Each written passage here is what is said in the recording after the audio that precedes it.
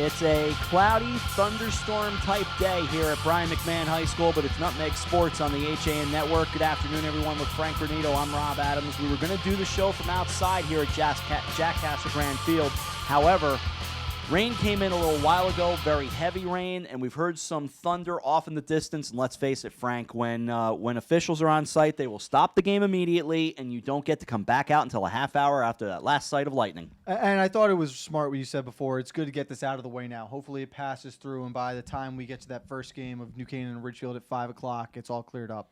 Two good games later on today. You know, the talk is going to be that maybe it's going to be Darien and New Canaan, but for sure Ridgefield, and we'll get to this later in the show, but just to kind of kick things off, for boys lacrosse, Ridgefield definitely wants to crash the party, and don't sleep on Staples either. Well, Staples will be playing in their first ever FCX semifinal, the first time they've made it to the Final Four. It's still almost bizarre to me that Ridgefield is an underdog in all this when you think about how they were the FCX runner-up last year. Right. New Canaan was outed in the semifinals by Darien, who right now appears to be the team to beat no matter how you spin it. So we'll come back to boys lacrosse a little bit later in the show, but let's start with baseball from last night at the ballpark at Harbor Yard. We saw two games. One was fine. Darien took care of business. Norwalk tried to make it more interesting later on. I think the Trumbull Ward game really was an appealing ball game. Let's start by just kind of looking back before we get to the highlights from those games. Well, again, I don't think there was anything special that really stood out from that Darien-Norwalk game. Darien jumped up on top in the first. They picked up a couple insurance run along the way. Norwalk finally scored in the 7th inning, but it was the pitching from Wentz, and he was phenomenal again for that Darien staff. The bats were active again. They're just playing such great baseball right now. But that second game of Trumbull and Ward was an unbelievable game, I thought. Max Scherzer, the pitcher from the from the Washington Nationals, will tell you that strikeouts are sexy. Well, for Andrew Winch, they didn't need to be. 3 strikeouts on the night. He went the distance, complete game effort, and let's face it, strikeouts run up your pitch count. Andrew Winch, 3 Ks, 89 pitches. And that's big because we were talking before, and we think he'll be able to be used out of the bullpen now tomorrow night in the championship game. Brereton, we expect to be the starter for that game tomorrow. You get 30 outs a week, so I would imagine he threw his 21, but I think his arm is going to be in pretty good shape to go to tomorrow. That's a great advantage for the Blue Wave going to the back of the bullpen. But with all that said, why don't we dive into the highlights from last night? Again, 2 games. First it was, as we said, Darien and Norwalk, followed by Trumbull and Ward. Let's check those out. And then Frank and I will come back here, break it all down, and start setting up for the championship on Nutmeg Sports.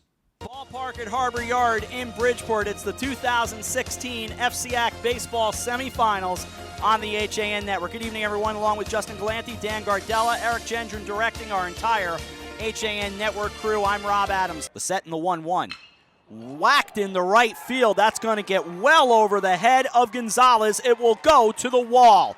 Rounding third all the way around Brereton. Brown to second with a double. The throw cut off. And RBI double, 1-0 Darien. Well, Brown got a fastball right over the middle of the plate and absolutely laced it to right field over the head of Mike Gonzalez. 1 ball, 2 strikes. Pulled to the right side, grabbed over there. McCabe is going to get the out, let the run score. And scoring from third is Schofield. And the 0-2. Just got a piece of it, lifts it to right, and it drops in for a base hit. What a piece of hitting by Cord Fox as Brereton scores 3-0 Darien. 3 balls, no strikes. 1 out, runner off third, and swinging on 3-0 is a fly ball to right center. Singewald makes the catch, tagging at third, Jordan. Yeah, you have no chance to get that out. Scoring on the sacrifice fly is Jordan. And an RBI for Rich Brereton. Kind of motions with his right hand and waits on the first pitch. He swings and pops it up. Easy call and catch. Grabs it as Casey Brown came down the line. They collide. Lots of chaos as Brown stays down. And now they rule this over. That was not the most usual final out of a ball game. It was a little weird, but the catch just does get made, and the Darien Blue Wave have moved on to the FCAC Championship. Game 2 coming up From the ballpark at Harbor Yard, it's the 2016 FCAC Baseball Semifinals on the HAN Network. Here's the set and the 1-0 pitch. Breaking ball, bounced up the middle past the dive of Ruchowski at short. On his horse, rounding third and coming home. The ball is cut off. Head first slide for Deutsch. 1-0 Ward. Good piece of hitting there by Maniscalco, taking what appeared to be an off-speed pitch and just driving it right back up the middle for an RBI single. At third is Deutsch. Here's the pitch and a line drive to right field, base hit. Scoring Cicada, we have a tie ball game. In this case, going with the pitch and sending it to the right side. Here's Chris O'Brien. The old saying is he can help himself. Fly ball going in and now over the head of Burendorf, who started in. Rounding third, it'll be cut off. Sliding home to make it a 2-1 game is DeCoco. See, that's a play as an outfielder that you may not be familiar with playing in a ballpark like this. Says it right on the train. Nice and convenient. The 3-1. Runs inside, back to the backstop.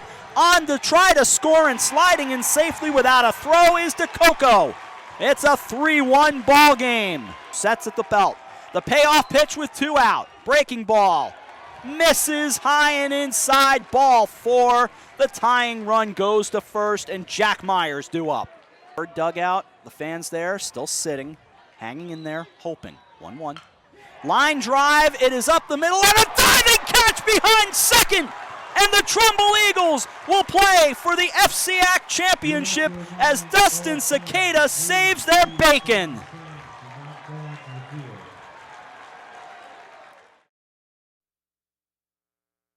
So there you have it. Great job by Trumbull to get that 3-1 win over Ward. Things got fun there in the 7th inning. It did. It got real interesting. It almost looked for a second like Ward was going to be able to break through. What a play to end the game. The defense for Trumbull was great all day. The bats were alive when they needed to be, and I think it's going to be a really good FCX championship matchup. John Natoli, kind of a hard luck loser, although he allowed 3 runs all earned, but on 7 hits, he struck out 6.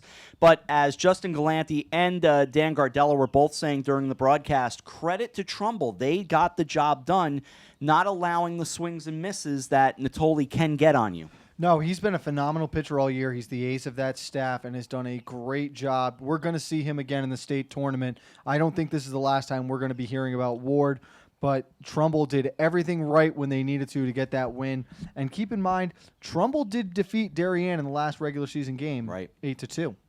Now, Chris O'Brien got the win with the 6+ innings of 1-run ball, 5 hits, 7 strikeouts. He did walk 2, kind of fell apart late, ran out of gas. Andrew Loico, solid out of the bullpen, did get into a little bit of trouble with an inning pitched, and he walked 1 and struck out 1. But in reality, they're going to ride Joe Nemchek on Wednesday. And that was what was so big about O'Brien going 6 1/3. You were able to save Nemchek's arm. You thought that if he got into any kind of trouble early, they would have to turn to Nemchek and let him right the ship. He's the guy they want on the mound in this last game, and it's going to be a great one.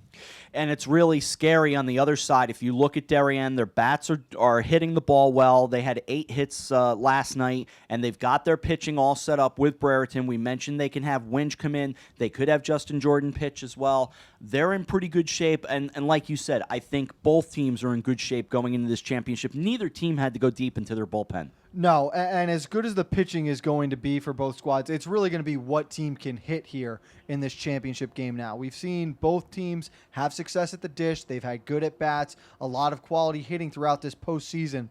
But now you've got the 2 best pitchers on the 2 best teams, you could argue, at this point in time. Which one is going to be able to break through from the dish? One last question from the first game for sure is what happened with Casey Brown off first. I mean, it was kind of a strange way he and Sean O'Malley collided from behind the plate to make that play. He was laid out there for a moment as the Blue Wave began to celebrate. They didn't know how many outs they had initially. That was the first thing. But the second thing is making sure that their first baseman and the guy who's really had the pop in their offense is okay. Yeah, it was pure chaos at the end there. And normally the first baseman wants to take that ball because he's charging it from the front, whereas the catcher's got to come at it from the rear end, from behind the plate, which is always a tougher catch to make. But Brown appears to be okay, and he has been absolutely the heart of this offense throughout the postseason. We saw them last Friday against Danbury, where he was on fire, to say the least, and just a triple shy of the cycle. And again, he's one of the athletes that's nominated for the HAN Network FCAC Athlete of the Week, which you can vote for at HAN.network. Voting continuing until really the end of Sunday night, very early Monday morning. The results will get announced by Don Ang and I next Tuesday, to be exact. It won't be next Monday because, of course, next Monday is Memorial Day. So I'm excited about the game tomorrow night. Harbor Yard, 7 o'clock. Weather looks, knock on countertop, looks okay. It's supposed to be absolutely beautiful tomorrow. We should see a heat wave coming in now towards the end of the week. I think predictions are 88 and sunny throughout the day. So hopefully by 7 o'clock, 7:30 first pitch, it'll cool down a little bit and we'll have clear skies for that game. So that's tomorrow. Frank and I will talk more about that on tomorrow's program. Hopefully Dave Stewart will be along with us for that tomorrow as well. But why don't we grab a break here on Nutmeg Sports? We have some girls lacrosse to talk about as well before we come back and finish the show talking about boys lacrosse, the two games we have here in a little while. But first, we'll take a break as you're watching Nutmeg Sports on the HAN Network. Connecticut is coming back to hometown banking, to a partner that makes small businesses feel big, where community comes first, where you get the know-how only neighbors can deliver, where saving time is important too. It's time to expect more. It's time to bank well, bank smart, bank local, bank well. With the 24-month Bank Well Smart CD, you can earn 1.35% APY and raise your rate and add to your CD. Have a sports injury or a slip and fall that needs immediate care? Coastal Ortho Express Urgent Care gives you direct access to an orthopedic specialist fast, without an appointment. Biking, golf, tennis, soccer, whatever the sports injury is, sprain or fracture, Coastal Ortho Express can help. Coastal Ortho Express Urgent Care, open Monday through Saturday, now in 2 locations. The iPark building at 761 Main Avenue in Norwalk and 36 Old Kings Highway South in Darien. Or go to coastalorthoexpress.com, like them on Facebook. For more than 50 years, Triple S has been Fairfield County's expert service for carpet, upholstery, and drapery cleaning.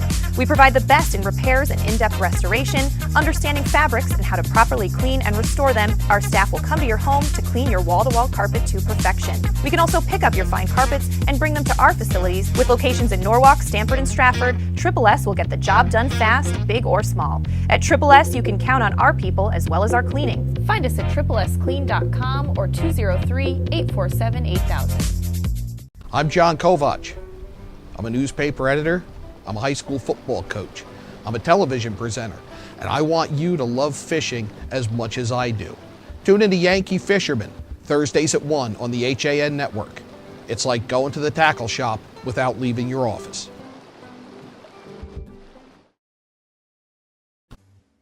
You're watching the HAN Network, and you're not alone. Nearly 1 million people have watched our live sports, news, and entertainment programming since the network launched in August 2015. Advertise on the network that reaches Fairfield County, Connecticut's most engaged audience. Contact Advertising Director Jessica Murrin at 203-273-7312 or email jessica@han.network. Back with you on Nutmeg Sports. It's the Tuesday edition here on the HAN Network as we're at Brian McMahon High School, the home of the Senators. Their great athletic director, Joe Matafari, nice enough to open things up for us earlier today. So we are here for today's show, and then we're here for boys lacrosse. In just a couple of hours, we'll see Ridgefield and New Canaan and Darien and Staples. But before we get to that, there was also girls lacrosse from last night. And before I get to that, I forgot to mention this at the end of segment 1, softball. Let's spend a moment on that. Softball getting moved. It was supposed to be today. Now it gets moved to tomorrow. Yeah, they made the announcement earlier today because of all the rain. They're going to let the fields dry out at Sacred Heart. They'll play tomorrow. Again, we've got 2 inner-city rivalries, you could say. St. Joe's and Trumbull, that first game, with Stamford and West Hill being the second game. So those will be tomorrow now. And, we'll see where that goes. We'll talk about that more tomorrow and into Thursday as well. Championship is Thursday. But, again, softball gets moved to tomorrow. They will not play today. Now on to girls lacrosse. 2 games last night with the semifinals, setting up a championship. And Dave Stewart actually was nice enough to shoot some footage for us from those 2 games. So we can take a look at that right here on Nutmeg Sports.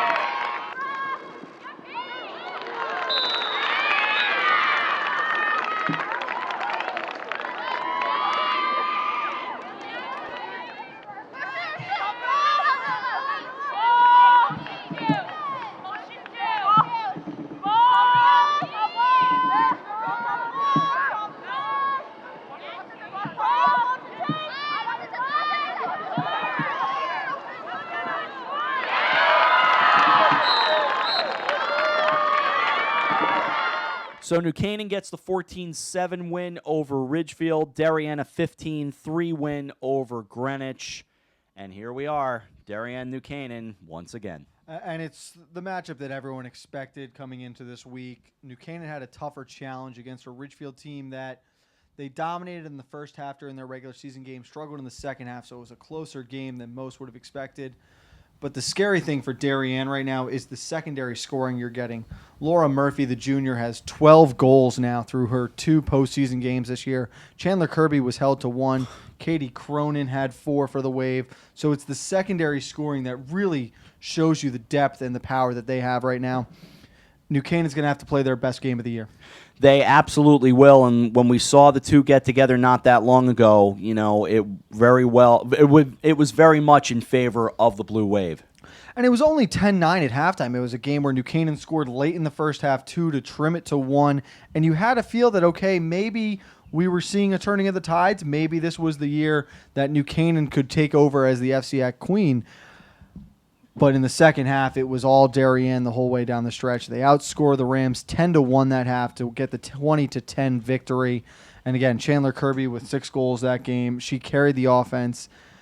And the tough challenge is going to be how O'Day, the freshman goalie, responds now for New Canaan. And there's just such talent on the Darien team. Certainly there's talent on the New Canaan side as well, no question about that.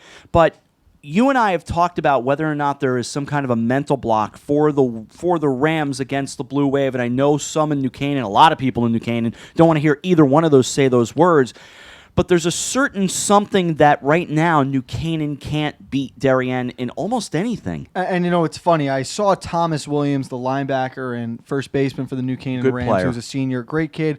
And we were talking about how he thought it would be Darien and Ward in the FCAC championship for baseball. It's like, I was just half wrong. But even he acknowledged he doesn't think there's a team that can beat Darien. He said it's shocking to me how good they are, and we're just constantly stuck in second right now too. I mean, it's going to be kind of a running theme through the balance of the week that, and you brought it up, you were the first one to say it, this might be the best graduating class we've ever seen, at least around these parts. And you just have to look at what they've done over their 4 years, and it's not just in the big 3 sports of football, hockey, lacrosse, if you want to consider it that, but they're making deep runs in baseball, which is uncharacteristic of a Darien team. They won 2 state championships in hockey. Mm-hmm. Then look at what their girls have done. The girls have dominated lacrosse. The girls have dominated hockey. Their cross-country teams have had a lot of success. Their track and fields have had success. Their field hockey team, up until this year where they fell to New Canaan, has made big runs. It is a very, very unique and special class that we will be talking about for a long time, I think. And we'll be talking about it over the next couple of days as we get through the end of Thursday, where there's a very solid chance that you're going to see Darien in both boys and girls championship games in lacrosse, and already we know they're in the baseball championship. They're not in the softball championship. They've been eliminated from softball contention, but they're right there to pick up 3 titles before the end of this week. And if you go ahead to next week, you can expect to see their boys in the top 3 for the golf, and the girls will be competing just as well. It is across the board with all their sports. They're at the top of their game, and it is such a credit to what that athletic department has done right now. We'll deal with you on golf next week. How's that? We'll talk more golf next Tuesday, Wednesday. I can't wait Yeah, for I it. know you want to do that. We've got more to do on this edition of Nutmeg Sports. Besides talking girls lacrosse, as we just did, we've got boys lacrosse. We've got to set you up for these 2 games that are coming up, Ridgefield and New Canaan, as well as Darien and Staples.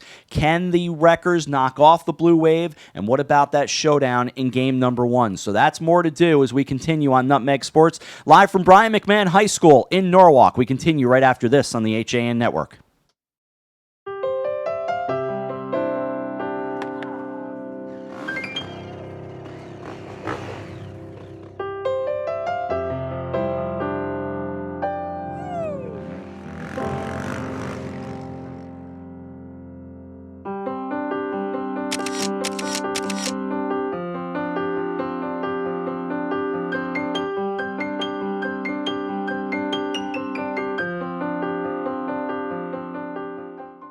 At the Language School in Ridgefield, we teach practical language for real life, tailored to your professional needs or those of your children. Offering more than a dozen languages, the school specializes in creating customized classes for businesses, government agencies, and healthcare professionals in Fairfield and Westchester counties. Native speakers from around the world will instruct students of all ages in the language and the culture using a hands-on method. Find out more about what makes us different at thelanguageschoolglobal.com or call us at 203-241-7010. Mosquitoes, ticks, gone. Guaranteed. That's what Mosquito Squad guarantees as America's most trusted mosquito and tick control company. Locally owned and operated, over 90,000 homes have been protected by Mosquito Squad using their dual protection method for season-long protection, which includes barrier spray service for eliminating mosquitoes and adult ticks, as well as supplemental programs to increase tick control. They use only USDA organic options, which are safe and non-toxic. Contact them today at www.squadctny.com or 203-893-4309. Mosquito Squad. No bugs, no bites, no kidding.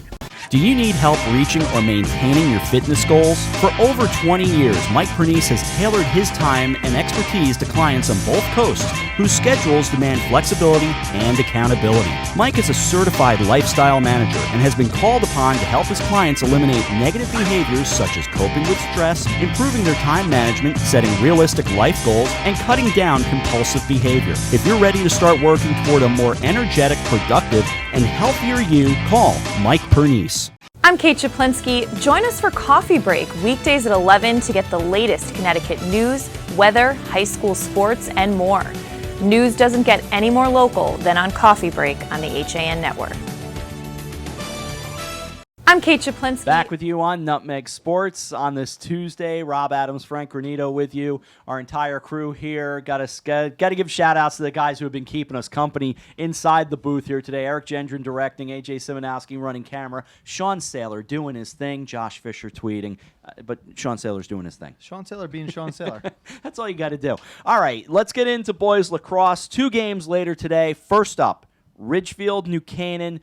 I don't think you're going out on a limb when you say, on paper, this is the best matchup of the 2. I think it is the better matchup of the 2. They come in with the same record, both sitting at 14-3, 9-2 in the conference. Ridgefield awarded the 2 seed because they defeated the Rams just a week ago in a 7-3 win for them. New Canaan's coming off what we call the best game of the first round against a Wilton team. They won 7-6. Ridgefield had a much easier time with Ludlow.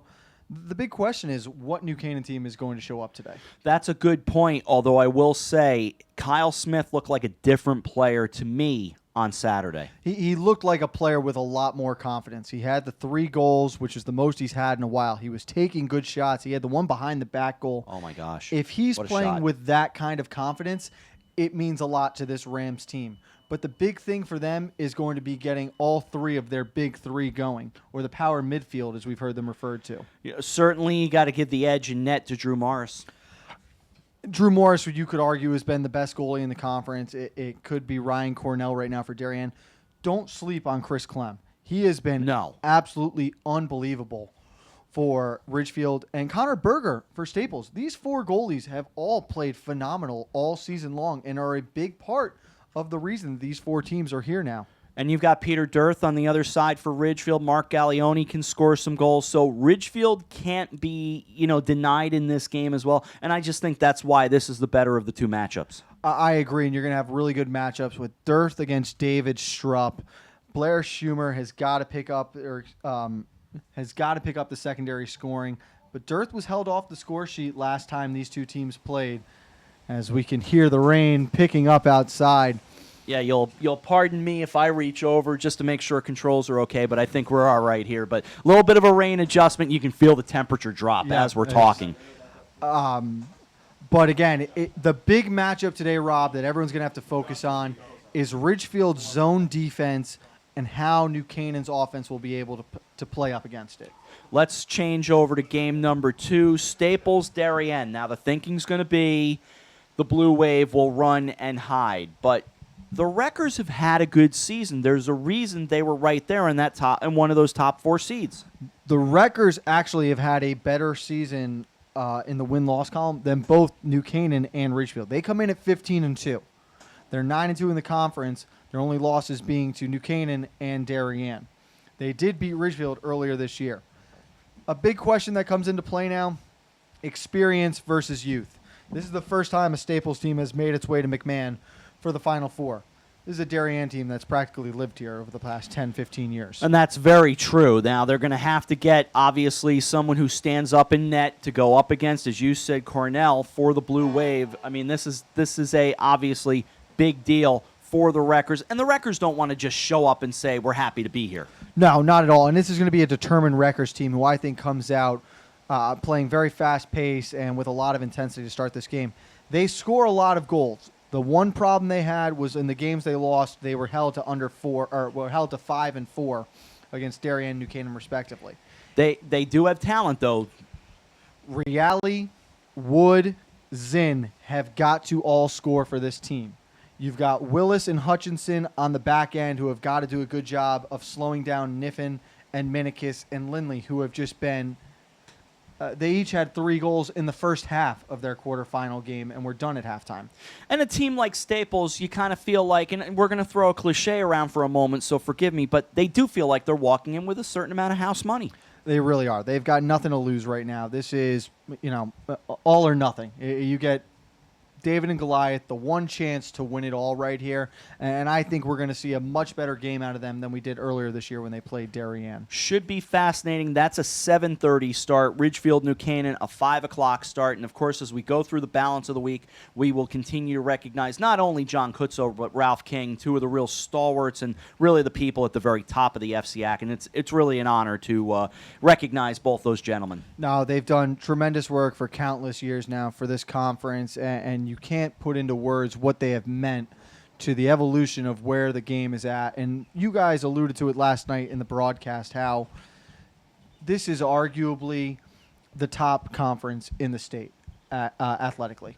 They continue to win state championship after state championship at each level, and both of these men are a big part of that reason. I understand some are going to say, it's a bias or home cooking, but, I've been around this conference long enough. I wouldn't say anything if I didn't feel it. This is a pretty special conference. No, and I think it's tough to really put a number on which conference is the best, who is truly number one, but there's no denying that the FCAC will always be in that conversation, especially with classes like we've seen the past few years from Greenwich, Darien, New Canaan, so many of these other big schools. You look at what Staples is now doing in lacrosse, the Fairfields, across the board with state play, the FCAC is always going to be there at the end of it. So what do you think? Take a couple of hours off, get ready, come back, let's have some lacrosse? I can't wait for it. It's going to be a blast. Should be really exciting. Hopefully it dries up a little before then. So doubleheader today, boys lacrosse semifinals coming up, as we said, 5 o'clock Ridgefield and New Canaan, followed by 7:30 Darien and Staples. The rain, we're hoping it's out of here. There's a chance of some storms as we go through the balance of the night, but admittedly, as you can probably see, it is pouring here at Jack Casagrande Field right now. So that's tonight in the semifinals. Tomorrow we move to Wednesday, and it's the FCAC Baseball Championship, and we know now it's Darien and Trumbull. That is at the ballpark at Harbor Yard. Another full day of broadcasting for us in terms of the coffee break news briefs with Kate Chaplinsky, Frank and I with Nutmeg Sports, baseball game then at 7 o'clock, and then Thursday, boys and girls championships right here. Going to be good stuff. I mean, Thursday, Darien, New Canaan, we could see the same all over again, but again, Ridgefield and Staples want to have their say. No, and I would not be willing to bet right now on any of these two teams. I think both these games are going to be toss-ups tonight. Darien probably has a bigger edge than either of the two teams in the first game, but we're going to see some great lacrosse for a great conference, and it's going to be a lot of fun tonight. So we're back with you in just a little bit for lacrosse. As we said, 5 o'clock today, Ridgefield, New Canaan, Darien, and Staples. That'll do it for Nutmeg Sports. Fingers crossed that we're able to get both games in without any thunder and lightning. They'll play in the rain. Thunder and lightning will be a problem. Thanks to Eric Gendron, whose finger was dangling right over, hitting that space bar to get us out of here. For our entire crew inside the booth, Marty Hurst and Kate Chaplinsky outside trying to stay dry. Frank Granito, I'm Rob Adams. See you in a couple hours for lacrosse right here on the HAN Network.